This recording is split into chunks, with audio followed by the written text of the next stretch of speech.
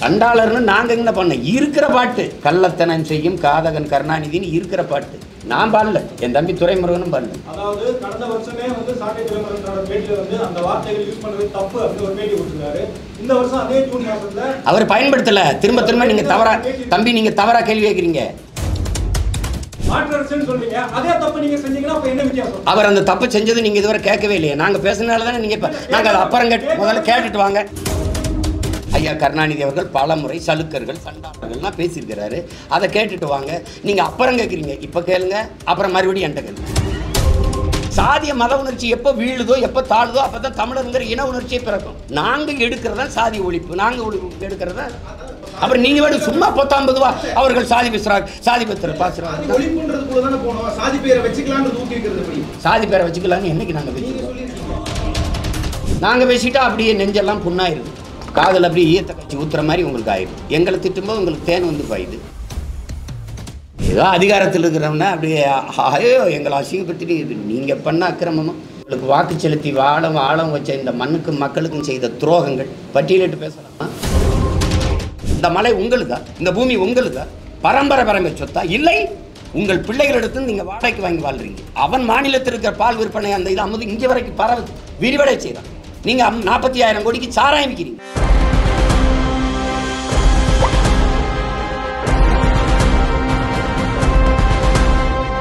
எல்லாருக்கும் என்னுடைய அன்பும் வணக்கமும். இப்போ 2 நாளைக்கு முன்னாடி என்னுடைய தம்பி சாட்டை துரைமுருகன் அவர்கள் கைது செய்யப்பட்ட அந்த வழக்கு, அதுக்கான விளக்கம் அது கொடுக்கணும்னு நினைக்கிறேன். அதுக்காக தான் நான் அதை சொல்கிறேன். அந்த மேடையில் துரைமுருகன் பாடின பாட்டு உண்மையிலே அவருக்கு தெரியாது. அந்த பாட்டு தெரியாது. அந்த பாட்டை அவர் நான் பாடி தான் கேட்டிருக்கிறாரு. அந்த பாட்டுக்கு எங்களுக்கு எந்த சம்பந்தமும் இல்லை. அந்த பாட்டை இயற்றி அதை மெட்டமைத்து பாட வச்சு வெளியிட்டது அனைத்து இந்திய அண்ணா திராவிட முன்னேற்ற கழகம். அம்மையார் ஜெயலலிதா இருக்கும்போது பல நூற்றுக்கணக்கான மேடைகளில் அந்த பாடல் பாடப்பட்டிருக்கு. இதே கருத்து சொல்லப்பட்டிருக்கு. அன்னைக்கெல்லாம் இவங்களுக்கு வருத்தமோ கோபமோ இழிவோ அதெல்லாம் தெரியல. அதை திருப்பி நாங்கள் எடுத்து பாடும்போது ஐயோ அது அப்படி ஆயிடுச்சு இப்படி ஆயிடுச்சு அப்படின்ட்டு அவதூறு பேசுவது, இதுக்கெல்லாம் ஆதித்தாய் அப்படின்னா இவங்களுக்கு தெரியும். தோற்றுவாய் எதுன்னா அது திராவிட முன்னேற்ற கழகம் தான். ஒவ்வொரு தலைவர்களை பற்றியும் அவர் அந்த தலைவரே மதிப்புமிக்க கலைஞர் கருணாநிதி அவர்களே பேசினதில் இருக்கு. குறிப்பாக எங்கள் தாத்தாவையெல்லாம் கருவாட்டுக்காரியின் சீமந்தபுத்திரர், மரமேறி, கட்டப்பீடி, முன்னாடியெல்லாம் ரஷ்யாவுக்கு எருமை தோலை தான் அனுப்பிட்டு இருந்தோம், இப்போ எருமை மாட்டையே அனுப்பணும்னு பேசுனதில் அது மாதிரி ஒவ்வொரு தலைவர்களை பற்றி பேசுறது. அம்மையார் இந்திரா காந்தியை பற்றி, அம்மா ஜெயலலிதா பற்றி பால்கனி பாவை என்று பேசியது. இந்த ஐயா எம்ஜிஆர் அவர்களை ஆண்மையற்றவர், ஆண்மகன் இல்லாத ஒரு அலி என்றெல்லாம் பேசணும். கொடுமையான விமர்சனங்களை வச்சுருக்காங்க. இந்த நீங்கள் எந்த கட்சியில் இப்படி இழிவாக பேசுகிறதுக்குன்னு பேச்சாளர்களை வச்சுருந்தாங்கன்னா இவங்க தான். மதிப்புக்குரிய எங்கள் ஐயா வெற்றி கொண்டான்லாம் மேடையில் அம்மா ஜெயலலிதாவை பேசுனதெல்லாம் நீங்கள் இப்போ நான் பேசி காட்ட முடியும். அந்த கட்சியில் சிவாஜி கிருஷ்ணமூர்த்தின்னு ஒருத்தர் பேசுகிறதெல்லாம் சைதை சாதிக்கெல்லாம் ஒவ்வொரு மாற்றுக் கட்சியில் இருக்க பெண்களை பற்றி குறிப்பிடுறதெல்லாம் நீங்கள் கேட்டுப்பாரு. நாகரிக அரசியலை பற்றி, கண்ணியமான அரசியலை பற்றி கற்றுக் கொடுக்கறதுக்கு, அடுத்தவங்களுக்கு போதிக்கிறதுக்கான தகுதி, நேர்மை ஒரு துளியும் இல்லாத கட்சி தமிழ்நாட்டில் இருக்குன்னா அது திமுக. இதில் ஏதோ சண்டாளர் அப்படின்னு சொல்லிட்டாங்கன்னு உண்மையிலே உங்களுக்கு நான் சொல்கிறேன், ஒரு உண்மையை பேசுகிறேன், சத்தியத்தை பேசணும்னு நினைக்கிறேன். எங்களுக்கு தெரியாது சண்டாளர்னு ஒரு சமூகம் இருக்குது. எங்கள் கிராமங்களில், சிற்றூர்களில், குறிப்பாக நாங்கள்லாம் பிறந்த ராமநாதர் சிவகங்கையில் சாதாரணமான சண்டாளப்பாவி இப்படின்னா அப்படி பண்ணிட்டேன் சண்டாளப்பில் இப்படிலாம் பேசுகிறது இருக்குது. நீங்கள் படங்கள்லேயே நீங்கள் பார்த்துக்க அடி சண்டாலி உன் பாசத்தாலேன்னு என் தம்பி அமீர் எடுத்த படத்துலேயே பருத்தியூரிலே வருது. அப்புறம் தம்பி சிவபிராஸ் படத்தில் சண்டாலி ஒன்றுன்னு ஒரு பாட்டு வருது. அப்போலாம் இங்கே பேசலை. பாஞ்சாலங்குறிச்சி நான் எடுக்கும்போது என்னுடைய பங்காளி வடிவேல் அவர்களை வச்சு ஒரு நகைச்சுவையில் அட சண்டாலான்னு ஒரு வார்த்தையை பேசுவார். அப்போ எனக்கு தெரியாது, உண்மையிலே தெரியாது. படம் வெளியாகி ஓடும்போது எனக்கு கடிதம் வருது, இந்த மாதிரி எப்படி இது பண்ணி இப்படி சொல்லிட்டீங்க, உங்ககிட்ட அதை எதிர்பார்க்கல. அப்போ தான் தெரியும், ஓ இந்த பேரில் ஒரு சமூகம் இருக்குது போல இருக்குது அப்படின்னா. அப்போ நான் வருத்த கடிதம் இனிமே இந்த மாதிரி பயன்படுத்து. அதுக்கப்புறம் நாங்கள் அதெல்லாம் பயன்படுத்துறது இல்லை. இவங்க தான் அதை சலுக்கர்கள், சண்டாளர்கள்ங்கிற வார்த்தையெல்லாம் அதிகமாக பயன்படுத்தினது ஐயா கருணாநிதி அவர்கள் தான். சங்க இலக்கியங்களில், மந்திரங்களில், என் திருமூலர் வரைக்கும் சண்டாளருங்கிற வார்த்தையை பயன்படுத்திருக்காங்க. கந்த சிருஷ்டி கவசத்திலே சண்டாளருங்கிற வார்த்தை ஐயா கருணாநிதி அவர்கள். நீங்கள் பாருங்கள், பாசப்பறவைகள் படத்தோடு அந்த நீதிமன்ற இதில் அந்த சண்டாளருங்கிற வார்த்தையை இவர் பயன்படுத்திக்கிறார். இது அண்ணா நாமம் வாழ்க என்று கூறிக்கொண்டே அவருக்கு பட்டை நாமம் சாற்றுகிற சண்டாளத்தனத்தை தமிழகம் இனியும் பொறுத்து கொண்டிருக்கார். அவர் முதலமைச்சராக இருக்கும்போது சேதுசமுத்திர திட்டத்துக்கு எதிராக அதிமுக கருத்து சொன்னபோது பதிவு செஞ்ச வார்த்தை. திருப்பி அதெல்லாம் கொடுத்தது யார்? எந்த சண்டாளர்கள் கெடுத்தார்கள்? அதையெல்லாம் கெடுத்தது யார்? இந்த சேதுசமுத்திர திட்டத்தை அமைக்க விடாமல் அதையெல்லாம் கெடுத்தது யார்? எந்த சண்டாளர் அதை கெடுத்தது? இது யார் ஐயா எழுதுனது? ஐயாவே எழுதுனது. நீங்கள் பாருங்க, கந்த சஷ்டி கவசம் முதல்ல அதை எழுதினவர் மேலே தான் நீங்கள் நடவடிக்கை எடுக்கணும். SC/ST ஆக்ட் போடணும். இது பாருங்கள், கனகபூசை கொள்ளும் காலியோடு அனைவரும் விட்டாங்காரரும் மிகுவள பேய்களும் தண்டியக்காரரும் சண்டாளர்களும் என் பெயர் சொல்லவும் தோடிட என்று கந்த சஷ்டி கவசத்தில் வருது. இது ஒரு அர்த்தமற்றது. திடீர்னு எங்கள் சாதி வந்துடுச்சுன்ட்டு இவ்வளவு காலமாக வலிக்கலை. மேல் பாதியில் கோயிலுக்குள்ளே போக விடாமல் பூட்டை பிடிச்சி சாவி எடுத்துகிட்டு போகும்போது உங்களுக்கு வலிக்கல. நீ எஸ்சி தானமான்னு பக்கத்தில் இருக்க பெண்ணை கேட்கும்போது வலிக்கல. நாங்கள்லாம் தாழ்த்தப்பட்டவர்களா எங்களை வெளியே நிற்க வைக்கிறீங்கன்னு அமைச்சு ஒரு நீதிபதி தாழ்த்தப்பட்டவன் நீதிபதி ஆனது அவன் தகுதியால் வரல, இவங்க தான் அவங்க நீதிபதி ஆக்குனாங்க என்று RS பாரதியெல்லாம் பேசுனது இருக்குது. நாங்கள் போட்ட பிச்சைன்னு இதில் யார் கேட்டது? நீங்கள் உட்காந்துருக்க நாற்காலியெல்லாம் நாங்கள் போட்ட பிச்சைன்னு நீங்கள் யாரும் சொல்லலையே. திடீர்னு உங்களுக்கு இதயம் அப்படி காயப்பட்டுருது, புண்ணாகி போயிடுது. சண்டாளர்னு நாங்கள் என்ன பண்ண இருக்கிற பாட்டு கள்ளத்தனம் செய்யும் காதகன் கருணாநிதினு இருக்கிற பாட்டு நான் பாடல, என் தம்பி துரைமுருகனும் பாடல. அதை எழுதி வெளியிட்டது அதிமுக. அப்போல்லாம் எங்கே போய் படுத்துக்கிட்டு இருந்தீங்க? காதில் பஞ்சு வச்சு கவுந்து படுத்துக்கிட்டு இருந்தீங்களா? ஏதோ அதிகாரத்தில் இருக்கிறவனா அப்படியே ஐயோ எங்களை அசிங்கப்படுத்திட்டு நீங்கள் பண்ண அக்கிரமமும் உங்களுக்கு வாக்கு செலுத்தி ஆழம் வச்ச இந்த மண்ணுக்கும் மக்களுக்கும் செய்த துரோகங்கள் பட்டியலிட்டு பேசலாமா? யார் என் கூட வருது? அங்கிருந்தால் வந்திருக்கேன். நான் புதுசாக படிச்சுட்டு வர வேண்டியதில்லை. நீங்கள் கற்றுக் கொடுத்ததெல்லாம் வாங்க தர்க்கம் செய்வோம். ஒரு பொது மேடை, நீங்கள் தான் நிறையா தொலைக்காட்சி வச்சுருக்கீங்க, வாங்க. உங்கள் வாடகை வாய்கள், உங்கள் வலைவழிகள், உங்களுக்கு ஆதரவாய்ங்கிற வாய்கள்லாம் எப்படி பேசுதுன்னு ஒரு தடவை நீங்கள் கேட்குறீங்களா? மாண்புமிகு சட்ட அமைச்சர் ஐயா ரகுபதி அவர்கள் அவங்க கட்சிக்கு ஆதரவாக பேசுகிற வலைவழிகாரர்கள் யூடியூபர்ஸ் அவங்க பேச்சுக்கெல்லாம் கேட்குறாங்களா? அவங்க எங்களையெல்லாம் இனிக்குது.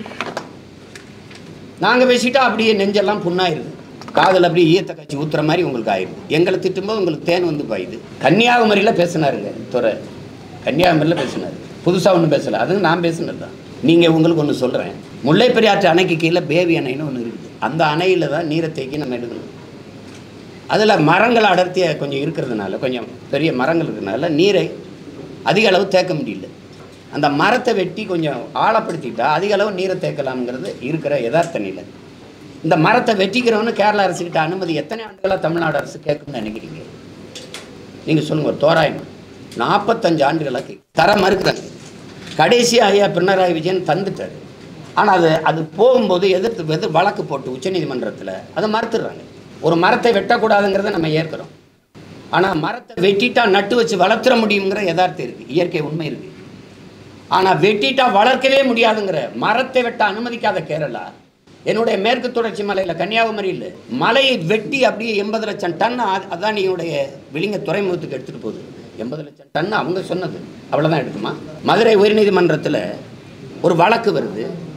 கேரளாவில் மணல் அள்ளுவதற்கும் மலையை கற்களாக நொறுக்குவதற்கும் மலையை மணலாக மாற்றுவதற்கும் தடை இருப்பதால், இல்லை இந்த வார்த்தையை கவனிச்சுக்கலாம், தடை இருப்பதால் வழக்குதாரர் போடுறார்.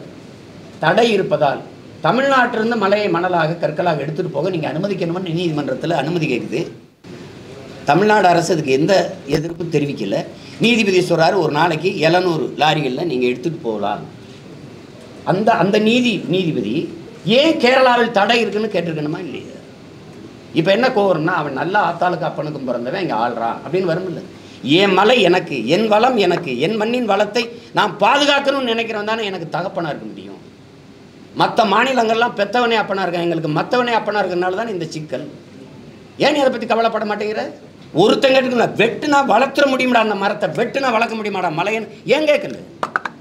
உன்னால் உருவாக்க முடியாத ஒன்றை உங்களுக்கு அளிக்கிற உரிமை யார் கொடுத்தது? வளங்களை சுரட்டி கொழுப்பதை வளர்ச்சி என்று கட்டமைத்தது யார்? உங்களுக்கு கற்பித்தது யார்? யார்? இந்த மலை உங்களுதா? இந்த பூமி உங்களுதா? பரம்பரை சொத்தா? இல்லை, உங்கள் பிள்ளைகளிடத்து நீங்கள் வாடகைக்கு வாங்கி வாழ்றீங்க. போகும்போது அவன்கிட்ட பத்திரமா ஒப்படைச்சிட்டு போகணும். இதானே உலக நீதி, இயற்கை யதார்த்தம். இதை பற்றி கவலையே படாமல் என்ன கொடும் துரோகங்களை இந்த கட்சி ஆட்சியெல்லாம் செஞ்சுக்கிட்டு இருக்குன்னு நினைக்கிறீங்க? இப்போ இருக்கிற மாண்புமிகு ஐயா தமிழக முதல்வர் ஸ்டாலின் அவர்கள்ட்ட கேளுங்க. கர்நாடகாவில் எந்த கட்சி ஆட்சிக்கு வந்தாலும் காவிரியில் தண்ணி தராது. அந்த மேகத்தாத்தில் அணை கட்டியே தீர்வேங்கிறது கோட்பாடு. அது பாரதிய ஜனதா, அது காங்கிரஸ், ரெண்டு பேருக்கும் கொள்கை மாறுபாடு கிடையாது. பாரதிய ஜனதாவும் தன்னுடைய நிதிநிலை அறிக்கையில், தேர்தல் அறிக்கையில் 9000 கோடி ஒதுக்கியிருக்கு, காங்கிரஸும் ஒதுக்கியிருக்கு மேகத்தாத்து. காவிரியில் தண்ணி தராது தெரிந்து நீங்கள் காங்கிரஸ் கட்சியின் வெற்றிக்கு நீங்கள் போய் உழைக்கிறீங்க. கர்நாடகாவில் அங்கே இருக்கிற தமிழர்களை ஓட்டு போட சொல்கிறீங்க. வெறும் ஒரு கட்சியின் தலைவர், திராவிட முன்னேற்ற கழகத்தின் தலைவர், நீங்கள் போய் காங்கிரஸ் கட்சியோட கூட்டணி, நீங்கள் அதுக்கு வெற்றிக்கு பாடுபடுங்க, நாங்கள் கேட்கல. ஒரு தமிழ்நாட்டின் முதலமைச்சர் நீங்கள் எப்படி போய் உங்கள் மாநில மக்களின் உரிமையை பறிக்கிற, தடுக்கிற, இழிவாக பேசுகிற, ஒரு சொட்டு தண்ணீர் தர முடியாத தமிழர்களுக்குன்னு சொல்கிற ஒரு கட்சியை எப்படி வெள்ள வைக்கிறதுக்கு போய் தமிழர்கள் வாக்கை நீங்கள் சேகரிச்சிங்க? இப்போ அதே சீதாராமையா சிவகுமாரை முதலமைச்சர், துணை முதலமைச்சர் இங்கே வந்து தமிழ்நாட்டில் வந்து இங்கே வாழ்கிற கன்னடர்கள் திமுக காங்கிரஸுக்கு ஓட்டு போடுங்கன்னு பேச வச்சிருங்க பார்ப்போம். எப்படி நீங்கள் செஞ்சீங்க? இப்போ ஒரு டிஎம்சி கொடுக்க சொல்லுது காவிரி மேலாண்மை ஒழுங்காற்றுக்குழு, ஒரு டிஎம்சி தர முடியாதுன்னு முதலமைச்சர் சொல்கிறாரு. உங்கள் பதில்? மேகதாதுவில் அணை கட்டியே தீர்வோம் கர்நாடகா. பதில்?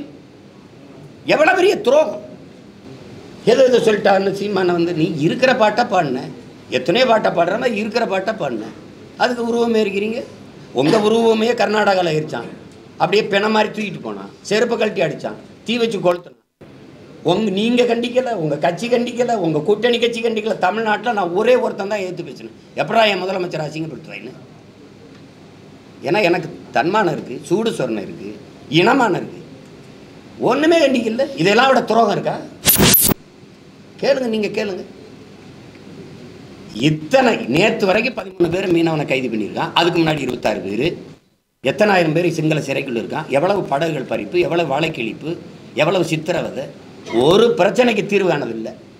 30 நாளில் 133 பேர் கொலை, படுகொலை. அதில் கடைசிக்கு 34வது பேராக தம்பி ஆரம்பிச்சிட்டாங்க. அவர் அறியப்பட்ட தலைவருங்கனால பாடக்குன்னு அந்த செய்தி வெளியில் வந்துட்டு. அதுக்கு முன்னாடி சட்டம் 133 பேர். சட்டம் இருக்குது, ஒழுங்காக இருக்கா? நீங்களும் கேள்வி வைக்கிறீங்க, சட்டம் ஒழுங்கு எப்படி இருக்குது? சட்டம் இருக்குது, அது ஒழுங்காக இருக்கா? சாராய சாவு எப்படி இருக்கும் நாடு? கொலைகாரர்கள் சாராய வியாபாரிகள்கிட்ட நீங்கள் ஆட்சி அதிகாரத்தை கொடுத்தீங்கன்னா எப்படி இருக்கும்?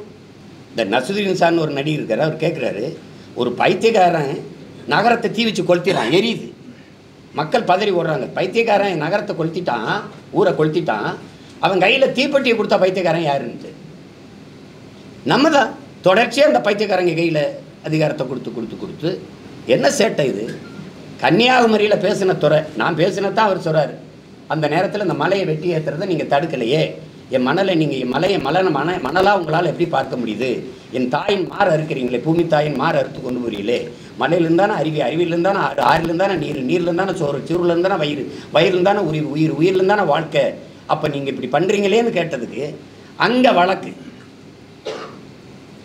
ஆனால் அங்கே குண்டாஸ் போடுறதை நான் தடுத்துட்டேன் பேசி. அங்கேருந்து இங்கே சென்னைக்கு வர வச்சு, இங்கே இருந்த வருணுங்கிற அந்த எஸ்பி குண்டாஸ் போட்டு உள்ளே வச்சார் 6 மாதத்துக்கு மேலே. திருப்பி இப்போ பேசுனது விக்கிரவாண்டியில் இந்த பாட்டை அவர் பாடினது. அவரே சொல்கிறாரு, இந்த பாட்டில் வழக்கு போடணுன்னு எங்கள் அண்ணன் மேலே தான் போனால், அவர் தான் திருச்சி வானூர்தி நிலையத்தில் பாடி காட்டினார். நீங்கள் என் மேலே தான் போட்டிருக்கணும். நானே கேட்குறேன், ப்ளீஸ் டூ இட், என்னை கைது பண்ணி உள்ளே வைங்கன்னு தான் சொல்கிறேன். நீங்கள் அவரை வந்து இங்கே பாடினதுக்கு இங்கே நடவடிக்கை எடுக்காமல் அவர் ஊர் கொடைக்கு போகிறார் கோயில் திருவிழாவுக்கு. அவர் தென்காசியில் குளிக்க போனவரை போய் கைது பண்ணி கூட்டிகிட்டு வந்து அவர் திருச்சியில் இருக்க வரும் எஸ்பி அங்கே வர வச்சு நடவடிக்கை எடுக்க வேண்டிய அவசியம் என்ன அவசியம்? சரி, வரும்போது ஒரு காவல்துறை கைது பண்ணால் காவல்துறை வண்டியில் என்னை எத்தனை முறை ஏற்றிருக்கீங்க? காவல்துறை வண்டியில் தான் ஏற்றுவீங்க. என் சொந்த வண்டியில் வர அனுமதிப்பீங்களா? ஊடக எடுத்துக்கிற அனுமதிக்க மாட்டாங்க. வாங்க சீக்கிரம்ட்டு உங்களை மாதிரி ஊடகவியலாளர் சந்திக்க அனுமதிக்க மாட்டாங்க. நீங்கள் அப்படி இருக்கும்போது என் தம்பியுடைய சொந்த வண்டியில் இனோவா வாகனத்தில் ஏன் ஏற்றுனீங்க? ஏற்றி பின்னாடி வந்து லாரி வச்சு ஏன் இடிக்க வச்சிங்க? இதே தான், ஒரே ஃபார்மெல்லாம், ஒரே முறை, ஒரே மெத்தட். சவுக்கு சங்கருக்கு ஒரு விபத்தை காட்டி உயிர் அச்சுறுத்தல் பண்ணுறது, இவனுக்கு பின்னாடி வந்து லாரி ஏற்றி வச்சு ஒரு அச்சுறுத்தல் பண்ணுறது. எப்படி? ஏன் உங்கள் வண்டியில் ஏற்றிட்டு இல்லை? எடுத்தவொடனே செல்ஃபோன் அதுக்கு, உனக்கு செல்ஃபோன் உங்கள் காசு இல்லையா? செல்ஃபோன் அதுக்கு. நான் பல முறை 5 முறைக்கு மேலே சிறைக்கு போயிருக்கேன். எடுத்தவொடனே செல்ஃபோனு கழுத்தில் போட்டிருக்கு, சங்கிலி போட்டிருக்காரா, இடுப்பில் அருணாக்கொடி கட்டிருக்காரா, அதுக்கிட்ட எல்லாத்தையும் அவுத்து யார் பொறுப்புன்னு குடும்பத்தில் ஒருத்தர்கிட்ட கொடுத்துட்டு தான் உள்ளே கூட்டிகிட்டு போவாங்க. நீ ஏன் செல்ஃபோன் எடுத்துகிட்டு போகிற? எதுக்கு எடுத்துகிட்டு போகிற? உன் வேலை என்ன? போன தடவை அவன்கிட்ட செல்ஃபோனை பறிச்சிங்கள, கொடுத்தீல? என் பிள்ளைகளுக்கெல்லாம் பறிச்சிங்கல்ல, என்ன இறையில திருப்பி கொடுத்தீல? என்னது இது? எதை பற்றி பேச அருகதை தகுதி வச்சுருக்கிறீங்க? ஒரு திறந்த வெளியில் ஒரு பொது விவாதவங்களை இத்தனை ஊடகவியாளர் கிடையாது. நான் ஒருத்தன் இல்லை, நான் கூட வேணாம், தம்பி தங்கச்சி தர்க்கம் பண்ணி வெல்லுங்களை பார்ப்போம். 3 ஆண்டுகளை நீங்கள் செஞ்ச ஒரு சாதனையை சொல்லுங்கள் பார்ப்போம். கொடுமை, ஒரே சாதனை. போன தடவை 500 கொடுத்தோம், இப்போ 2000 கொடுத்துருக்கோம் ஓட்டுக்கு. அதை விட்டா சண்டாளங்கிற வார்த்தையை என்ன நானும் துரைமுருகனும் கண்டுபிடிச்சி பேசுன மாதிரி போயிட்டு இருக்கிறீங்க. இன்னும் எத்தனை இருக்கு பாருங்க. இங்கே பாருங்கள், திருமந்திரம் இங்கே இருக்கு. இது எங்கள் தாத்தா நாமக்கல் கவிஞர் பாருங்க. சங்கரர் காசியில் அங்கென்ன சொன்னார், சண்டாளர் பக்தனும் தங்குரு வென்றார் என்று நாமக்கல் கவிஞர் பாருங்காரு. திருமலர் கூட கம்பராமாயணம் பாருங்க. ஆதலும் யாகம் செய்யும் தலைவனாக சண்டாளர் அனைத்தலும் தகாத செயல்கள் சண்டாளர். சங்க இலக்கியம் முழுமைக்கு சண்டாளர். பழைய படங்கள் முழுக்க உரையாடல் சண்டாளர். அவ்வளோ கஷ்டமாக இருக்குன்னா நான் அந்த சமூகம் சார்ந்த மக்கள்கிட்ட நான் அன்பாக வென்றேன். சாணாரெல்லாம் நாடாரான மாதிரி, பல்லரெல்லாம் தேவேந்திரரான மாதிரி, கல்லர் மரவரெல்லாம் அகமுடையெல்லாம் தேவரான மாதிரி அப்படி மாறி இருங்களேன். அவ்வளோதானே, வேறு பேர் வச்சுருவோம். சின்ன மேளம்னு இருந்தது இசை வேளாளர்னு ஐயா கருணாநிதி அவர்கள் அவர் வந்தபோது பேர் வச்ச மாதிரி நீங்கள் சொல்லுங்கள், மாற்றிடுவோம். இல்லைன்னா நாங்கள் வந்து மாற்றித்தர்றோம். எதுக்கு இவ்வளோ கஷ்டம்? இதெல்லாம் யார் தீ வச்சு கொளுத்துவீங்களா? திருமந்திரத்தை இல்லை கந்த சஷ்டி கவசத்தை இல்லை ஐயா கருணாநிதி முதல்ல அவர் மேலே நடவடிக்கை எடுத்துகிட்டு எங்கள் மேலே எடுங்க. ரொம்ப பாயிறீங்க, ரொம்ப துள்ளுறீங்க. வாங்க ஐயா கருணாநிதி அவர்கள் செய்த தமிழ் இனத்துக்கு செய்த நன்மையையும் சொல்லுங்கள், நானும் செய்கிறேன். அவர் சொன்ன இதையும் சொல்கிறேன். லட்சக்கணக்காக என் இனம் சாகும்போது குருவி செத்த மாதிரி காசை சேர்த்து வந்து ரத்த பொட்டங்களை வாங்கிட்டு வரும்போது இதே ஜாபர் செட்டை வச்சு கூட்ஸ் காலால் ரத்த பொட்டங்களை நசுக்கி தெரிவித்தவர்கள் இவர்கள். தோட்டா இல்லாமல் சைக்கிள் பிரிவுகளுக்கு போடுற பால் ரசு குண்டை உருக்கி அதில் தரமான பால் ரசத்தை குண்டா செய்ய முடியும் தோட்டாவை. அந்த தோட்டாவை செய்கிறதுக்கு 30 லட்சம் 40 லட்சம் குருவி சேர்த்த மாதிரி பிச்சு எடுத்து காசு கொண்டாந்து வாங்கிட்டு போனால் பால் ரசு குண்டையும் பறித்து பணத்தையும் பறிச்சுக்கிட்டு 30 லட்சம் பறிச்சா 3 லட்சம் கணக்கில் காட்டி உள்ளதுக்கு போட்ட பெருந்தகை யார்? யார்? நீங்கள் பேரில் சும்மா இப்போ தமிழினத்துக்கு தலைவர்னு ஒரு தடவை சொல்லுங்களேன் பார்ப்போம். தானே தலைவர், தன்மான தலைவர் டாக்டர் கலைஞர் தமிழர் சொல்லுங்க பார்ப்போம். தமிழ் பேரினத்துக்கு ஒரே ஒரு தலைவன் தான், அது என் உயிர் தலைவன் பிரபாகரன் மட்டும்தான். போட்டு தமிழ் நீங்கள் உங்கள் வீட்டுக்கு இந்த கட்சிக்கு வேணால் தலைவனாக இருக்கலாம். எப்படி தலைவன் நீங்கள்? எந்த வழியில் தலைவன்? இந்தி எதிர்ப்பு. இந்தி இருக்குதா இல்லையா? இங்கே நீங்கள் நடத்துகிற பள்ளிக்கூடங்களே இந்தி. தமிழ் மீட்சி. வீழ்வது நாமாக இருந்தாலும் வாழ்வது தமிழாக இருக்கும். வாழுதா? தமிழ் வீழுது, நீங்கள் வாழ்றீங்க. எங்கே இருக்குது தமிழ்? தமிழகத்தின் தமிழ் தெருவில் தமிழ் இருக்குதா? இருக்குதா? தமிழ் படித்தா வேலை இருக்கா? வாய்ப்பு இருக்கா? இருக்கா? பேர் தமிழ்நாடு. தமிழனுக்கும் தமிழருக்கும் சுடுகாடு. தமிழுக்கும் தமிழனுக்கும் சுடுகாடு. என்ன வச்சுருக்கீங்க? நீர் தண்ணீர்க்கா?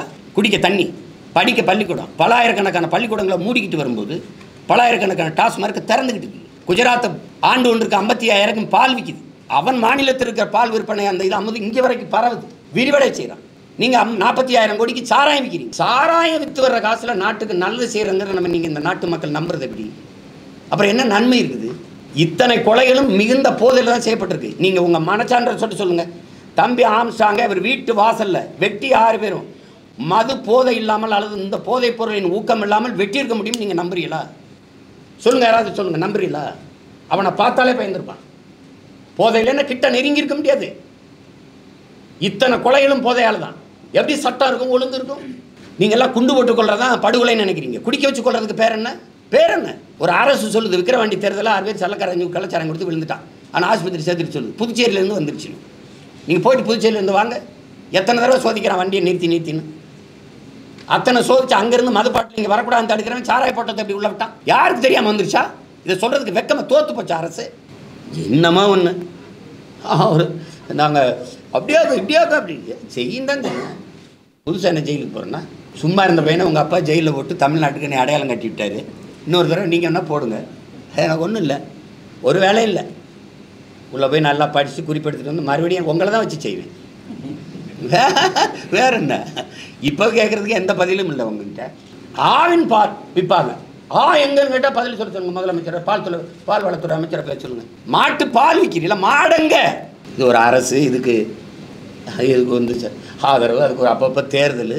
60 பேர் உயிர் இல்லையா? இதா அப்போது 60 பேர்னு நீங்கள் சொல்கிறீங்க. நீங்கள் அப்படியே பர்ஃபெக்ட் புள்ளி விவரத்தை சொல்லி பர்ஃபெக்ட் கணக்கை சொல்லிடுவீங்களா? சரி, நான் 133ங்கிறேன், நீங்கள் 60ங்கிறீங்க. 60 உயிரா இல்லை வேறு எதுமா? 60 பேர் சாகும்போது ஒருத்தன் சாகும்போது இருக்காங்க. 60 பேர் சாகிற வரைக்கும் என்ன பண்ணிட்டு இருந்தீங்க? பல்லாங்குழி விளையாடிட்டு இருந்தீங்களா? இல்லை கபடி விளையாடி, இல்லை கைப்பந்து விளையாடிட்டு இருந்தீங்க? என்ன பண்ணிட்டு இருந்தீங்க சொல்லுங்கள். 60 பேர் தான் அங்கே செத்துருக்கான். அப்படியே அதில் ஒருத்தன் உங்கள் வீட்டிலேருந்து செத்தா ஓகேவா? தம்பி ஆம்ஸ்டாங்க 3 முறை எச்சரித்தான் உங்களுக்கு உயிருக்கு அச்சுறுத்தல் இருக்குதுன்னு சொல்கிறீங்க.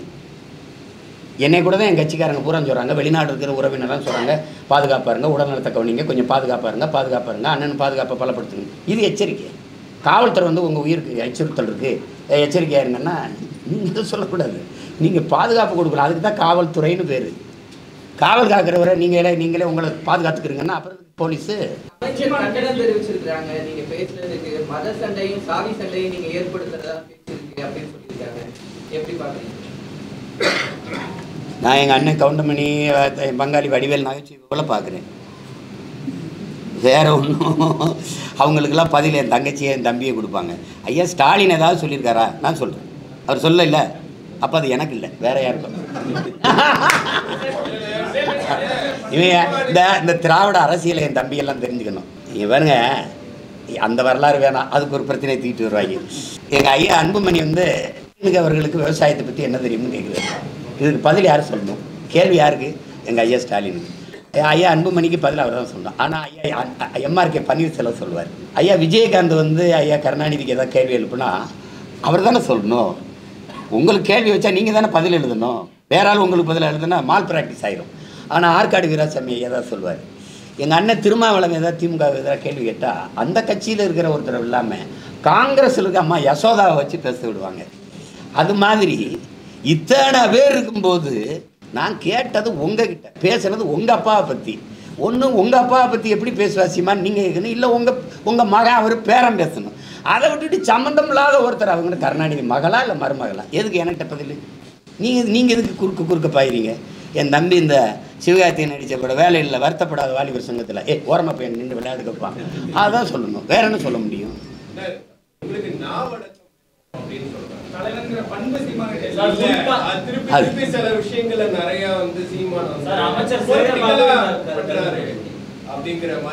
அவங்க கருத்தை மதிக்கிறேன், அதுபோல நீங்க நடந்து காட்டுங்கன்னு நான் வேண்டுறேன்.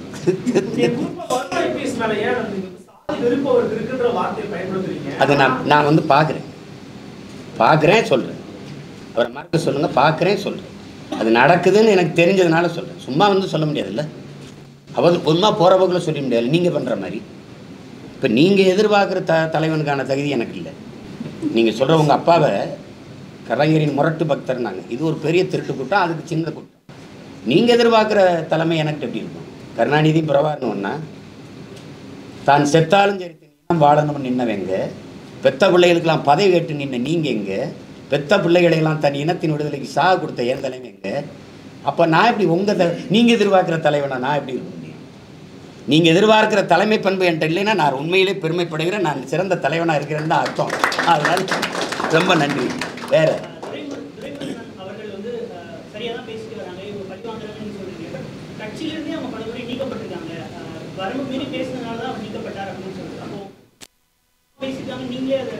அப்படி இல்லை. இதை பாருங்க, நான் சில சமயம் அவர் தவறாக பேசுகிறாரு, அடுத்தவங்க மனது காயப்படும்னா அவங்களாம் புகார் அளிக்கல. ஒரு செதுக்கும் போது கண்ணியமற்ற வார்த்தைகளை பயன்படுத்தாத 2 தடவை சொல்லி அவர் அது மீறி பேசினாலும் எடுத்தேன். இதுக்கு அவருக்கும் சம்பந்தம் இல்லை. பாட்டை அவனுக்கு கற்றுக் கொடுத்ததே நான் தான். எனக்கு கற்றுக் கொடுத்தது அதிமுக ஆட்கள். அவங்க போட்ட பாட்டை தான் நான் எனக்கு யாரோ அனுப்பி வைக்க பகிரியில் அதை நான் கேட்டு எப்போ 2009 அந்த காலகட்டங்கள். அப்போ இதை வந்து இன்னைக்கு போடுறது வந்து சும்மா பழிவாங்கல் தான். அதனால சங்க இலக்கியங்கள்ல சண்டாளன்னு சொல்லியிருக்காரு, கலைஞர் பேசியிருக்காரு, அதனால எல்லாமே சரின்னு ஆயிடுமா? சண்டாளங்கிற வார்த்தையை நீங்க இப்ப என்ன சொல்றீங்க, பயன்படுத்தலாம்னு சொல்றீங்களா? இப்ப சரின்னு ஆயிருமா? இல்லை நாங்கள் பேசுனதுனால மட்டும் தவறுன்னு ஆயிருமா? நான் கேட்கறது சார் ஒரு நிமிஷம். அதாவது கடந்த வருஷமே வந்து சாட்டை துறைமுகத்தோட பேட்டியில வந்து அந்த வார்த்தைகள் யூஸ் பண்றது தப்பு அப்படின்னு ஒரு பேட்டி கொடுத்திருக்காரு. இந்த வருஷம் அதே ஜூன் மாசத்துல அவர் பயன்படுத்தல. திரும்ப நீங்க தவறா தம்பி, நீங்க தவறா கேள்வி கேட்குறீங்க. பயன்படுத்தல, ஏற்கனவே இருக்கு அந்த பாட்டை எழுதுனவ பயன்படுத்தணுங்கிறத நீங்க கேட்கணும். அப்ப என்ன பண்ணது? அந்த பாட்டை அந்த வரி வரும்போது பாட்டு இருக்கு, இன்னைக்கு ஒழிக்குது இல்ல. கருணாநிதி ஐயா கடிதம் எழுதுனதுல பயன்படுத்தினது சரியா தவறா? நான்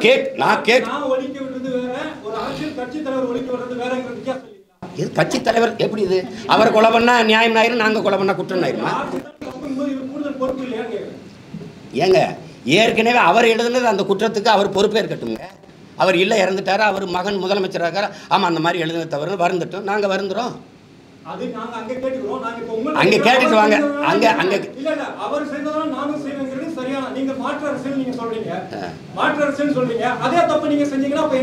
அவர் அந்த தப்பு செஞ்சது நீங்க இதுவரை கேட்கவே இல்லையே. நாங்க பேசினால தானே நீங்க நாங்க அதை அப்புறம் முதல்ல கேட்டுட்டு வாங்க.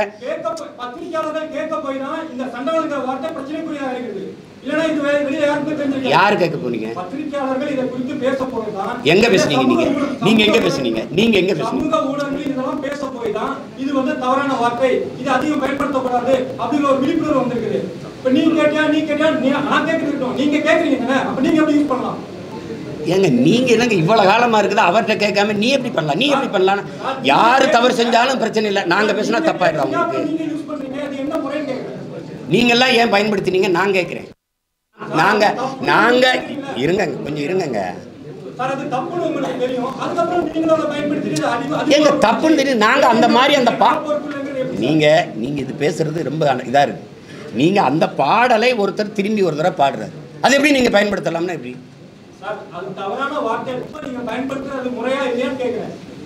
அந்த பாடலை திருப்பி பாடுறதுல என்னங்க முறை எல்லாம் கேட்குறீங்க நீங்கள்?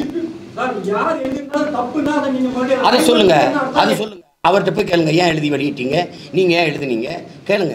முதல்ல எழுதுனது ஐயா கருணாநிதி அவர்கள் பல முறை சலுக்கர்கள் சண்டாளர்கள்லாம் பேசியிருக்கிறாரு, அதை கேட்டுட்டு வாங்க. நீங்கள் அப்புறம் கேட்குறீங்க, இப்போ கேளுங்க, அப்புறம் மறுபடியும் என்கிட்ட கேளுங்க. வேற கருணாநிதி குறித்து நீங்க பேசியதற்கு நீங்க கண்ணாடி கூண்டுக்குள்ள இருந்து கல் வீசுறீங்க, கற்கோட்டைக்கு மீது வீசிட்டு இருக்கிறீங்க, கற்கோட்டை திரும்ப வீசினா தாங்க மாட்டீங்கன்னு ஒரு வார்த்தையை பதிவு பண்றாரு. நேற்று கூட பார்த்தேன், வீசிட்டு போயிருக்கலாங்க. இப்போ அதிகாரத்தில் இவ்வளோ வலிமையாக உட்காந்துருக்கிற ஆட்சி செய்திருக்க அந்த திமுகவுக்கு அந்த ஆட்சிக்கு பொறுப்பு இல்லை. இப்போ எங்களால் தான் இந்த கொலை நடந்தது, அப்படி தானே? இப்போ என்ன எப்படி சாதி பெருமையை குடி பெருமையை உயர்த்தி பேசுறது தவறு. யார் பேசுகிறா? யார் பேசுகிறா? யார் பேசுகிறா? நீங்க பேசுறீங்க. நாம் தமிழர் கட்சி குடிப்பெருமை பேசுது, பாமக குறிப்பிட்டு சாதி குடிப்பெருமை எங்க பேசு? இவ வந்து வன்னியர்னு பார்த்தா எனக்கு ஓட்டு போடாதுன்னு ஒரு கட்சி தலைமை பேசியிருக்கானா? ஜெயங்கொண்டத்தில் ஒரு தாழ்த்தப்பட்ட பிள்ளை ஒரு ஆதி தமிழ் மகனை நிறுத்தினான். இவன் வந்து தமிழன்னு பார்த்தா ஓட்டு போடு, இவனை பறையன்னு பார்த்தா போடாத உன் ஓட்டு எனக்கு தீட்டுன்னு சொல்லிட்டு இறங்கி வந்த ஒரு தலைமை இங்கே இருக்குன்னா நீ என்ன போய் குடிப்பெருமைனா? நீ ஆணவம்ங்கிற, சாதி ஆணவம்ங்கிறீங்க. சாதி சமஸ்கிருத சொல், அது குடின்னு தான் அடையாளம். ஆணவம்ங்கிறீங்க, நான் அதை பெருமைன்னு நினைக்கிறேன். சாதிய ஆணவம்ங்கிறத தமிழ் படுத்தி சொல்கிறேன். அதனால அது குடிப்பெருமை பேச்சார். குடிப்பெருமை கொலையை கடும் குற்றமாக கருதன் பேசுனது நாங்கள் தான். நீங்க பிச்சுக்கிறீங்க. நீங்க சாதியை பேச, நீங்க பொது தொகுதியில் நின்று ஜெயிக்க முடியுமா? எங்க அண்ணன் திருமாவளவனுக்கு வெளிப்படையாக ஒரு சவால் விடுறேன், பொது தொகுதியில் நின்று ஜெயிப்பில்ல. அப்புறம் நீங்க மற்றவனை எதுக்கு சாதி பிரச்சனை பேசுறீங்க? நீங்க ஒரு பொது தொகுதி கேட்டு வாங்க முடியல ஸ்டாலின்ட்ட. 16 தொகுதி பொது தொகுதியில் நிற்க வச்ச என்ன போய் சாதி பெருமை பேசுறேன்? தம்பி, நீங்க சார்ந்து ஒரு அரசியல் கட்சியோட நிற்கிறீங்க. நீங்க திராவிட எதிர்ப்பை கற்றுக் கொடுத்தது யாரு? எனக்கு மனசான்றோட பேச சொல்லுங்க. அவரை தமிழ் மண்ணில் அவர் எழுதி வந்த தாய் மண்ணில் ஐயா ரவிக்குமார் அவர்கள் பெரியாரை பற்றி தொடர்ச்சியாக கட்டுரை எழுதி வந்தாரா இல்லையா? அன்னைக்கு வந்து அன்னை சுவீரபாண்டியன் என்ன தம்பி இப்படி நாங்கள் தமிழ் பாதுகாப்பில் இருக்கோம், என்ன தம்பி இப்படிலாம் வருதுன்னு போனால் நான் வன்னியர்கிட்ட கேட்டேன். அவன் ஒரு இதை எடுத்து காட்டுறான். ரவுக்கு துணி ஏன் விலை ஏறி போச்சுன்னா பள்ளச்சி பறிச்சிலாம் ரவுக்க போட ஆரம்பிச்சா விலை ஏறாதான்னு பெரியார் கேட்டதை எடுத்து காட்டுறான். இதுக்கப்புறம் எப்படி அவரை போகிறது? இன்னைக்கு நீங்கள்லாம் பெரியாரிஸ்ட்டு, நாங்கள் பெரியாருக்கு எகென்ஸ்ட்டு தானே தம்பி. ஒரு மகனை நீங்கள் எடுத்து பாருங்க தம்பி. சாதிய உணர்வு மத உணர்வு இருக்கிற வரை தமிழனுங்கிற இன உணர்வு பிறக்காது. நாம் தமிழர் என்று சொல்லணும்னா அவனுக்கு சாதிய உணர்ச்சி மத உணர்ச்சி சாகணும், அதுதானே வரும். அப்புறம் சாதிய மத உணர்ச்சி எப்போ வீழுதோ எப்போ தாழுதோ அப்போ தான் தமிழருங்கிற இன உணர்ச்சியை பிறக்கும். நாங்கள் எடுக்கிறதா சாதி ஒழிப்பு, நாங்கள் எடுக்கிறதா. அப்புறம் நீங்கள் வேணும் சும்மா 19 ரூபா அவர்கள் சாதி பேசுகிறாங்க, சாதி பேசுகிறாங்க. சாதி பேரை வச்சுக்கலாம்னு என்னைக்கு நாங்கள் பேசிக்கிறோம்? நீங்க வந்து உங்களோட கூட்டத்தில் நாம் தமிழர் கட்சி கூட்டத்தில் ஒரு பெண் அவர்கள் பேரை கூப்பிட்டவங்க குறிப்பிட்டு அவங்க வச்சிருக்காங்க. சரி, அந்த பேர் எல்லாரும் வைக்கணும்னு நீங்க சொல்லிருக்கீங்க. எல்லாரும் வைக்கணும் பேசுறேன். எல்லாரும் வைக்கணும்னு சொன்ன நீங்க எடுத்துக்காட்டுங்க.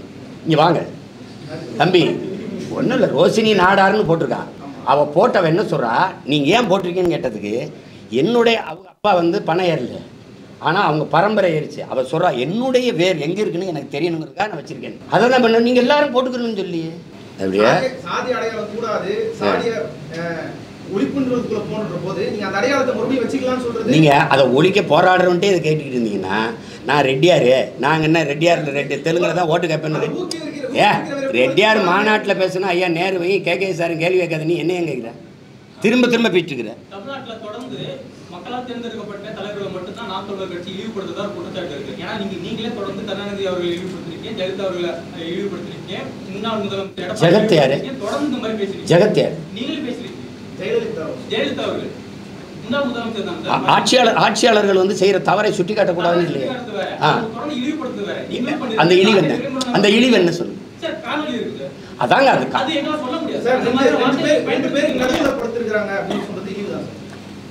ஆமா. நீங்க திராவிடம் பேசுனீங்க, பார்ப்பனருக்கு எதிரான திராவிடம். நீங்க 2 திராவிட தலைவருக்கு இடையில ஒரு பெண்ணை பதிச்சிருக்கீல்ல.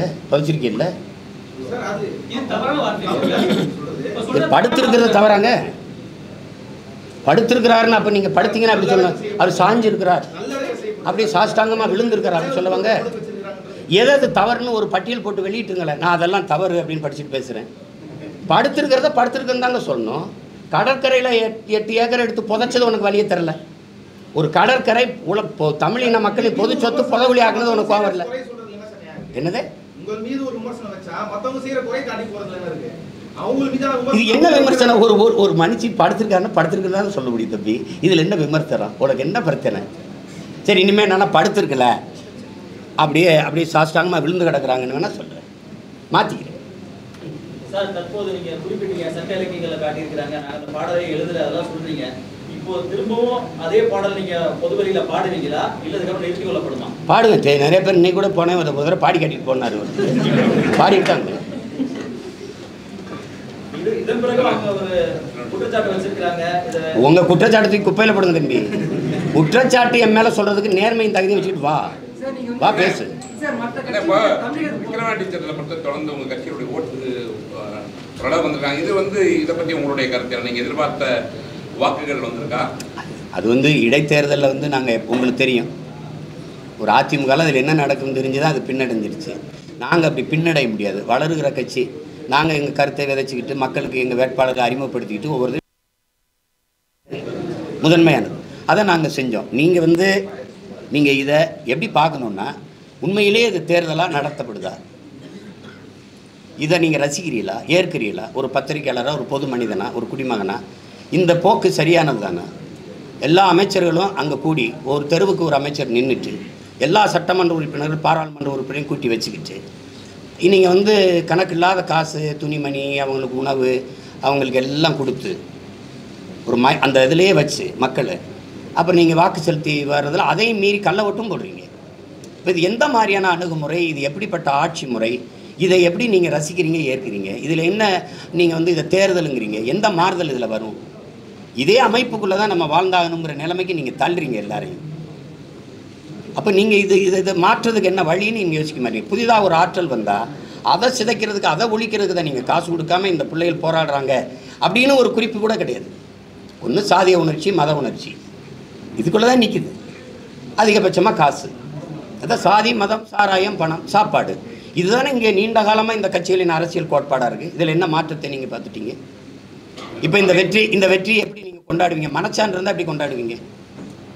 இப்போ நான் கேட்கறது என்னன்னா, அதையும் தாண்டி நீங்கள் இவ்வளோ வாக்குகள் வந்துட்டுங்க, உங்களுடைய நிலைப்படை எப்பவுமே ஒரு தனித்துவமாக தான் இருக்குது. இப்போ நீங்கள் எதிர்பார்த்ததை விட வாக்குகள் அதிகமாக வந்திருக்கா இல்லையான்னு என்னுடைய அது மொத்தமாக எண்ணி முடிக்கும் போது தானே தெரியும். மாலையில் அவ்வளோதானே எண்ணி முடித்தா போன தடவை வாங்கினதை விட வாங்கியிருக்கோமா, இல்லை அதே இடத்துல நிற்கிறோமா, குறைஞ்சிருக்குமா, கூடியிருக்குமான்னு தெரியும். அதுதானே, அது அப்புறம் தான் சொல்ல முடியும்.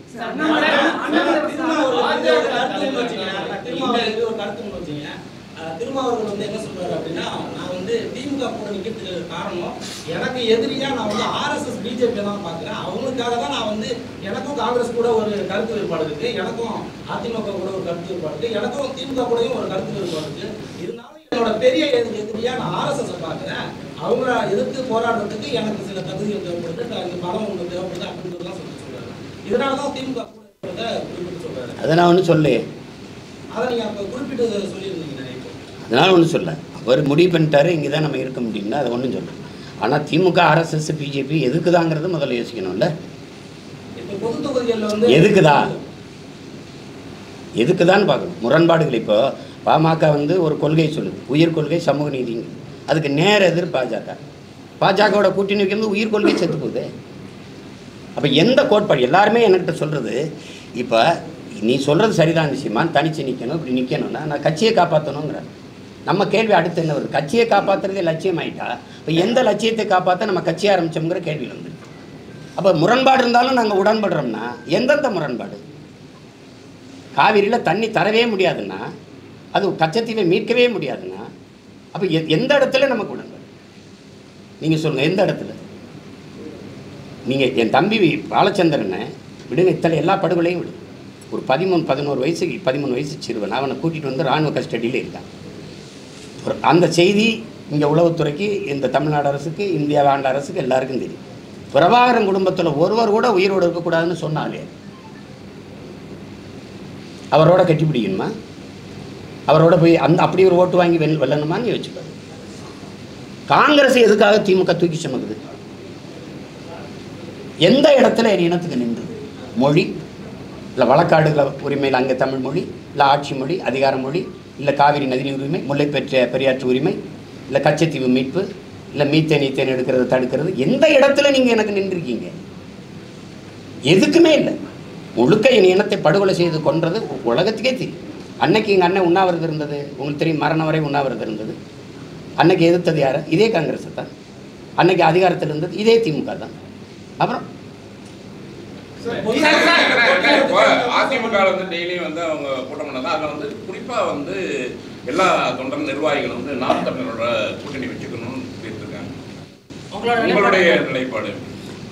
பேச்சுவார்த்தை கட்சின்னு இருந்தாங்க. இன்னைக்கு நேற்று இல்லையே, அம்மா ஜெயலலிதா இருக்கும்போது கூட அன்னைக்கு 16 வந்து எனக்கு ஒரு ஓட்டு இருக்குதான்னு இல்லையான்னு கூட தெரியுது. அன்னைக்கே அவங்க கூப்பிட்டாங்க, தம்பியை கூட்டிகிட்டு வாங்க நம்ம கூட அப்படி. அது எனக்கு கூட்டணிங்கிறது கோட்பாடு இல்லை.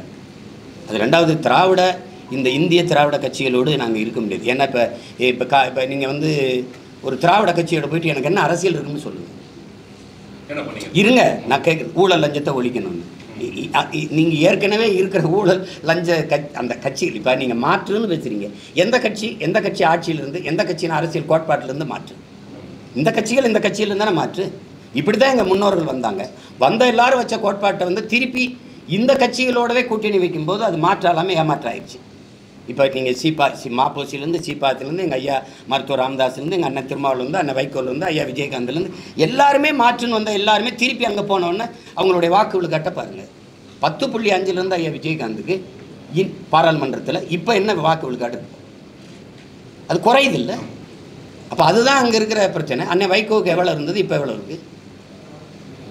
அப்போ அதனால அது கூட்டணி கிடையாது. அது வந்து அது இல்லை இப்போ இல்லை.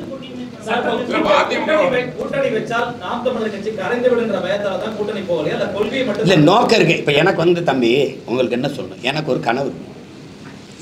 என் நாடு எப்படி இருக்கணும்னு இருக்குது. எனக்கு 10 ஆண்டு பசுமை திட்டம், பல கோடி பனை திட்டம், பசுஞ்சோலை, பள்ளி இந்த தனியார் முதலாளிகளை இன்ஸ்டியூஷனை அவங்கள மூட வேண்டியதில்லை. ஆனால் அவங்களோட சண்டை செய்யணும், தரத்தை உயர்த்தணும்.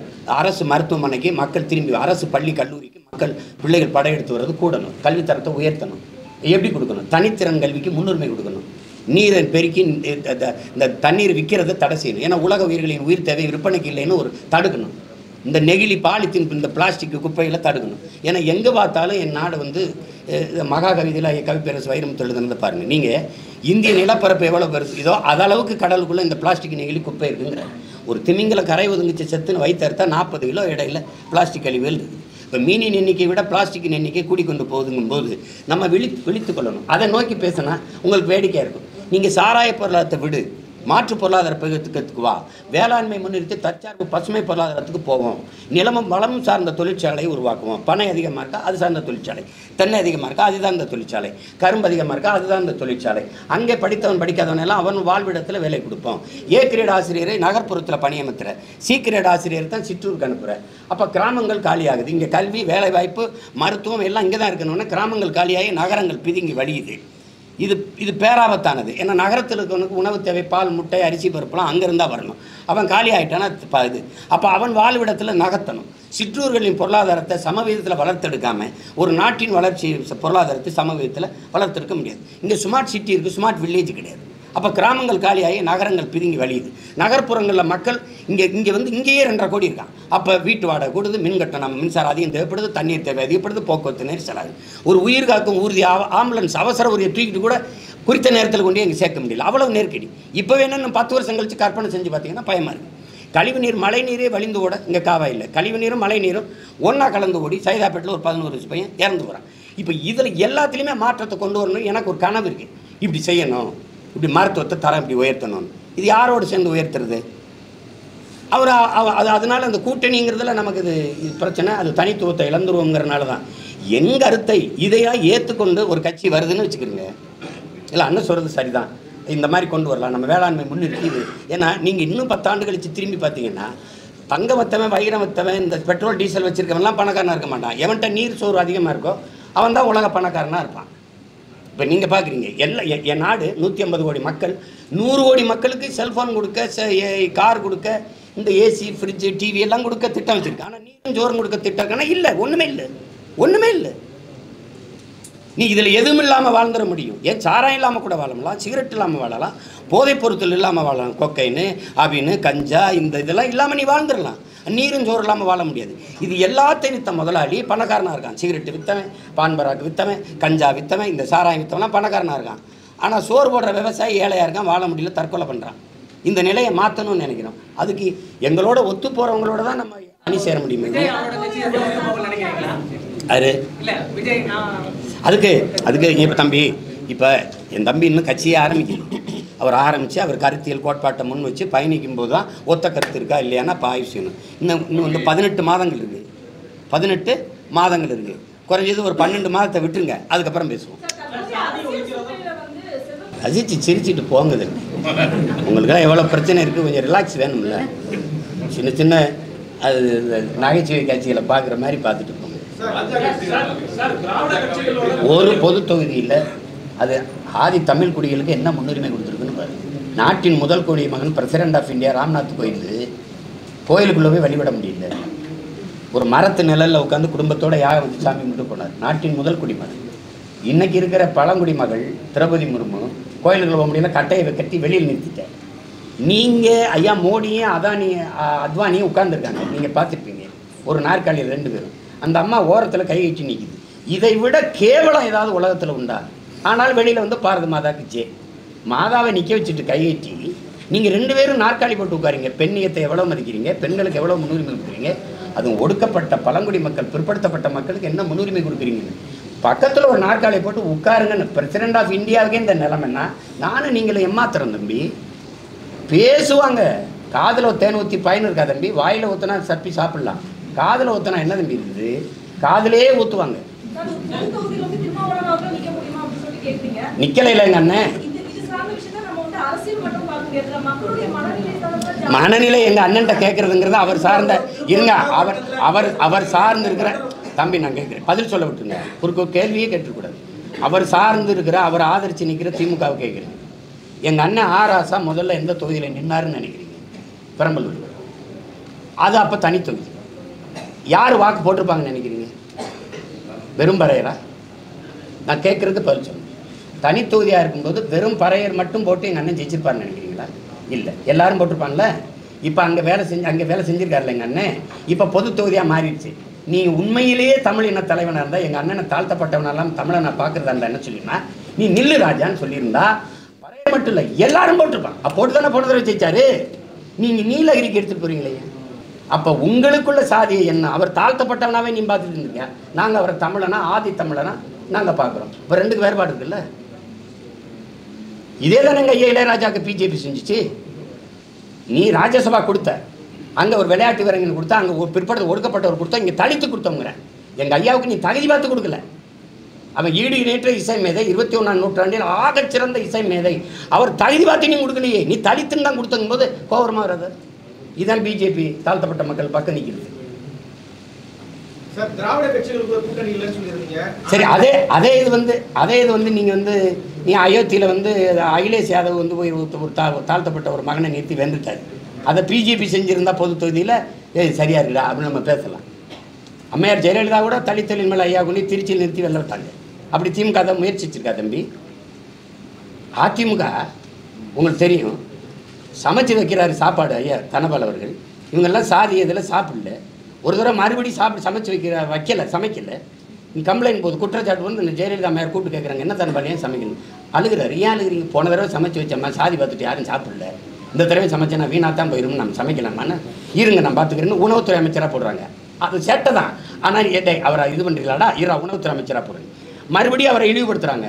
அப்போ நான் வரைக்கும் யார் வந்தால் நீங்கள் வரும்போது நான் உட்பட எல்லாரும் எந்திரிச்சு நிற்கிற ஒரு இடத்துல உங்களை உட்கார வைக்கிறேன்னு சபாநாயகராகினாங்க. அது மாறுது. ஆனால் நீங்கள் அப்படி எதையுமே செய்யலையே. ஆனால் நீங்கள் பெரியாரை பேசியிருக்கீங்க, பேரறிஞர் அண்ணா பேசியிருக்கீங்க, சமூக நீதி பேசியிருக்கீங்க. இந்த பாருங்க, இங்கே முதலமைச்சர் உட்காந்துட்டாருங்க, எங்கள் அண்ணன் ஆராசா இங்கே வந்து உட்கார்றாருங்க. எந்திரிச்சு இங்கே உட்கார சொல்லி தன் மகனை உட்கார வைக்கிறாருங்க. எம்படி பெரிய சனாதன எதிர்ப்பு சமூக நீதிங்க. ஏன் இவருக்கு எங்கள் அண்ணன் எங்கள் ராசா உட்காந்து இங்கே உதயநிதி உட்காந்தா என்ன பின்னாடி இருக்கையில் புண்ணாயிருமாங்க? எதை பற்றி பேச உங்க தகுதி நேர்மை வச்சுருக்கீங்க? ஒரு பொது தொகுதி தானங்க எங்கள் அண்ணன் கேட்டார் திருமாவளவன், தகுதியிலேங்க. காங்கிரஸை விட விடுதலை சிறுத்தைகளை விட காங்கிரஸ் பெரிய கட்சின்னு யாராவது சொல்லுங்கள். நான் இப்படியே நிறுத்திட்டு போயிடுறேன். 23 விழுக்காடு ஆதித்தமிழர்களுக்கு வாக்காடு, 13 விழுக்காடு வாக்கு திமுக பெற்றுக் கொடுக்கறது எங்கள் அண்ணன் திருமாவளவன். காங்கிரஸுக்கு அத்தனை விழுக்காடு இருக்காங்க. எதுக்கு 10 தொகுதி? என் இனத்தை கொன்னதுக்கா? கச்சத்தீவத்தை மீட்டு தராதுக்கா? காவிரி நதிநீர் உரிமை பறிவுறுத்ததுக்கா? எதுக்காக காங்கிரஸுக்கு 10 தொகுதி? 10க்கும் 10 ஜெயிக்க வச்சு ஏன் அனுப்பணும்? ஏன் அனுப்பணும்? வட மாவட்டங்களில் திருமாவளவன் இல்லாமல் உங்கள் வெற்றி சாத்தியப்பட்டுருச்சா? சொல்லுங்கள் தம்பி, நீங்கள் சொல்லுங்கள் தம்பி. ஏன் அவருக்கு ஒரு பொது தொகுதி கொடுக்கல? சரி, நீங்கள் பொது தொகுதி அண்ணன் கொடுக்காதீங்க. ஒரு பொது தொகுதியில் ஆதி தமிழ் குடியை நிறுத்துங்களே, ஒரு தேவேந்திரரே ஒரு பறையரை நிறுத்துங்களே, அதையாவது செய்யுங்க. நீங்கள் நின்ன 22ல் ஒரு இஸ்லாமியன் கொடுக்கலையே. கூட்டணிக்கு இந்திய யூனியன் முஸ்லீம்களுக்கு தானே தள்ளி விட்டீங்க. மாமா நவாஸ் கனிக்கு போப்பாங்கன்னு நீங்கள் கொடுத்தது எத்தனை? சனாதனங்கிறது நீங்கள் சனாதன எதிர்ப்பு உங்களில் இருந்தால் நாங்கள் ஆரம்பிக்கணும்.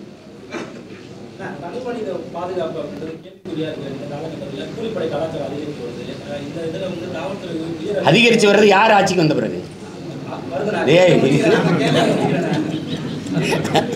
ஏன்னா நீ என்னை நிறைய கேள்வி கேட்ப, அண்ணன் ஒரு கேள்வி கேட்டா இருங்கன்ற. சொல்லு சரி, சொல்லு சொல்லு. இந்த நிலையில காவல்துறை உயர் அதிகாரி அவர்கள் வந்து எஸ்ஐல இருந்து உயர் பொறுப்பில் இருக்கிற எல்லாருமே லத்தியும் துப்பாக்கியும் ரெடியா வச்சுக்கணும் அப்படின்னு சொல்றாங்க.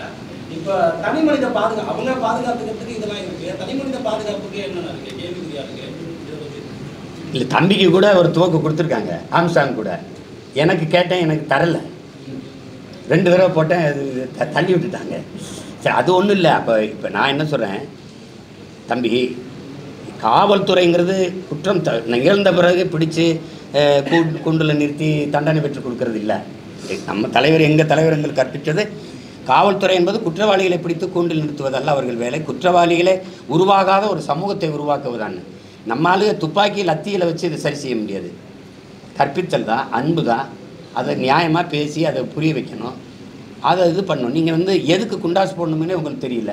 பிவிசி போடுற மேலே குண்டாசு போடுறீங்க, உங்களுக்கு எதிராக ஒரு வலையொலியில் ஒரு கருத்து சொல்கிற மேலே குண்டாசு போடுறீங்க, கொலை செய்கிறவனை சும்மா தூக்கி அவனை விசாரணையே இல்லை. ஏன் கொன்னேன், எதுக்காக கொன்னேன், யார் சொல்லி கொன்னேன், நீங்கள் கொன்றதுக்கான நோக்கம் என்ன, இந்த விசாரணையே வெளியில் வரலையே.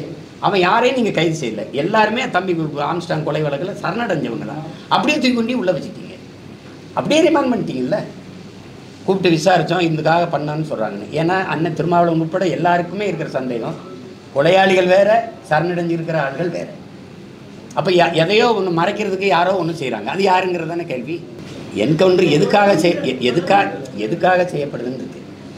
இப்போ ஒரு 6 வயசு குழந்தைய ஒருத்தன் வன்புணர்வு செஞ்சு கொலை செஞ்சிடறான்னா அவனை கொண்டு திருப்பி சிறையில் அடிச்சலாம், அதெல்லாம் தப்பு. நீங்கள் பார்த்தீங்க, இங்கே ஒரு பெண்ணை ஒருத்தன் எரிச்சிட்டான், அப்புறம் திருப்பி 90 நாள் அவனை விட்டீங்க, அம்மாவையும் கொலை பண்ணிட்டான். இப்போ அவனெல்லாம் என்ன பண்ணலாம்? அவன் பார்த்தீங்கன்னா இப்போ இந்த காலத்து பிள்ளைகள் வெட்டியிருக்க மாதிரி முடியை வெட்டிக்கிட்டு நீட்டாக அப்படி சிறைக்குள்ளே உள்ள வரான். யார் காசுலன்னா எந்த பிள்ளையை சாக கொடுத்தோமோ அவங்க அப்பா அம்மா வரி காசுலேயும் தான் அவன் சாப்பிட்டுட்டு இருக்கான் சிறைக்குள்ளே. இந்த மாதிரி குற்றவாளிகளை நம்ம வந்து வச்சு பாதுகாத்துட்டு இருக்கணுங்கிறது எனக்கு சரியா இல்லை. நிறைய மக்கள் பிரச்சனை குறித்து பேசுறீங்க, தொடர்ந்து எல்லா விதமான விஷயங்களுக்கும் அறிக்கை கொடுக்குறீங்க, ஆளுநர் விமர்சனம் பண்றீங்க. இருந்தாலும் அவங்க தரப்புல ஒரு மறைந்த தலைவர் அவர் இன்னும் விமர்சனம் பண்ணணுமா? மறைந்தவர் தானே ஹிட்லரு, நீங்கள் அவனை கொடுங்கோலன்றீங்க. மறைந்தவர் தானே. அப்படின்னா மறைஞ்சிட்டா அவங்க செஞ்ச தீமையெல்லாம் மறைஞ்சிரும்னா அது எப்படின்னு சொல்லுங்க.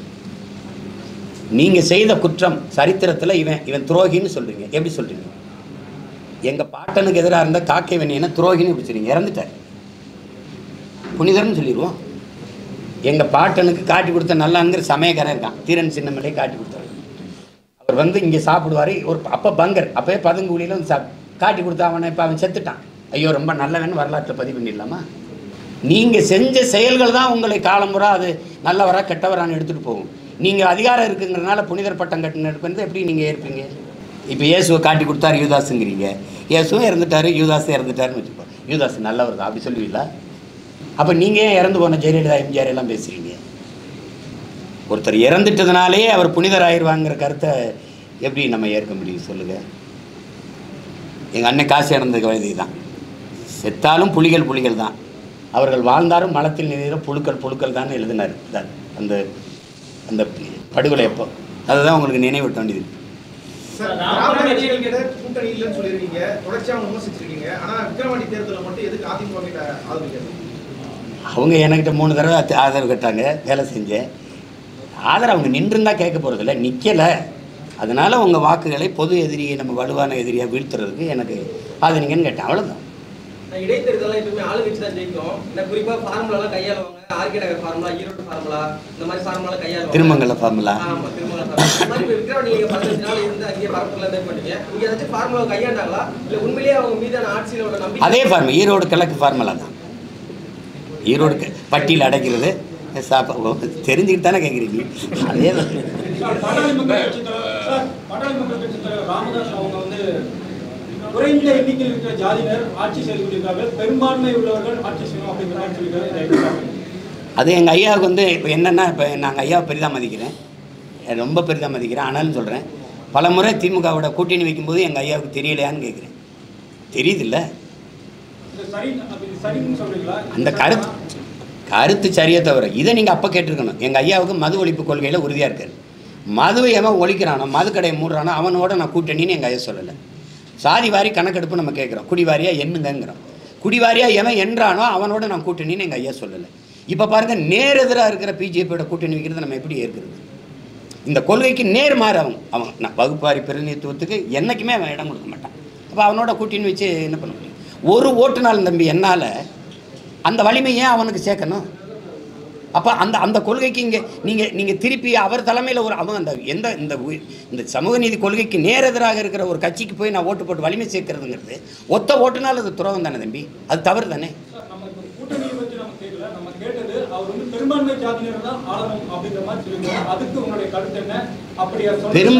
பெரும்பான்மை சாதின்னு நீங்கள் சொல்ல வேண்டியதில்லை. இந்த மண்ணின் பிள்ளைகள், இந்த மண்ணில் இருக்கிற இந்த பூர்வீக குடிகள், இந்த நிலம் சார்ந்தவன், மாநில உரிமைன்னு ஒன்று இருக்குது தம்பி. மாநில எல்லை பிரிப்பு, நீங்கள் மாநிலத்தை பிரிக்கிறீங்க. மொழிவாரி தான் தேசிய நிலங்கள், இனங்கள் நிலங்கள் நீங்கள் பிரிச்சிங்க. அந்தந்த மொழிவெளி தேசிய இனத்தை அந்தந்த மொழிவெளி மாநில மகன் ஆளும்போது அவனுடைய உரிமை பாதுகாக்கப்படுது, அவனுடைய மொழி பாதுகாக்கப்படுது. இப்போ கர்நாடகாலெல்லாம் 100 விழுக்காடு தனியார் தொழிற்சாலையில் கூட அந்த மண்ணின் மக்களுக்கு வேலை கொடுக்கணுங்கிற ஒரு சட்டம் ஏற்ற முடியும். எங்களுக்கு அப்படி இல்லை, நாங்கள் 20 விழுக்காடை தொடர்றதே பெரிய போராட்டமாக இருக்குது. அதனால் நீங்கள் சாதின்னு எடுத்துக்காதீங்க. இந்த மண்ணின் மக்கள், இந்த மண் சார்ந்த, இந்த மொழி இனம் சார்ந்த ஒரு மகன் ஆளணுங்கிறதுல, அந்த கோட்பாட்டில் எங்கள் ஐயாவோட கருத்தில் நான் உடன்படுறேன்.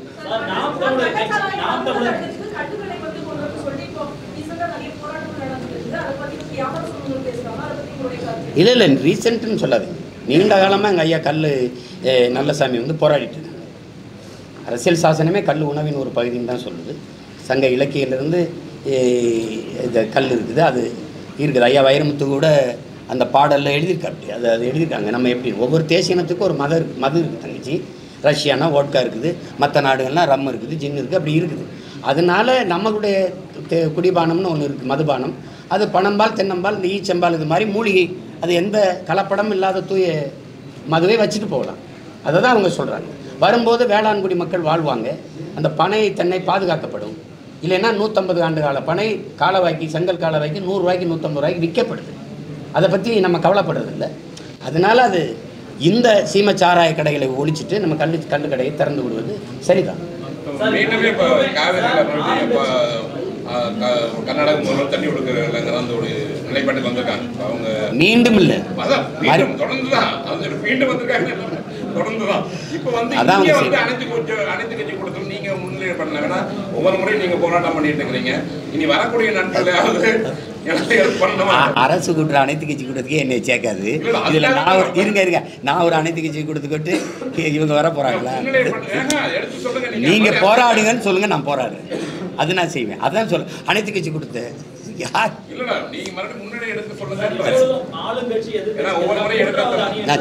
மூன்றாவது அணி இருக்கிறது முக்கியத்துவம் ஆளுங்கட்சிக்கு எதிர்கட்சிக்கு எதிராக. இப்ப நீங்க மூன்றாவது இடத்துக்கு முன்னேறி வந்திருக்கக்கூடிய சூழல்ல வரக்கூடிய தேர்தல்ல நீங்க உங்க தலைமையில ஒரு கூட்டணி ஏற்படுத்துவீங்களா? நீ விரும்புற, அதுக்காக செய்யறேன்.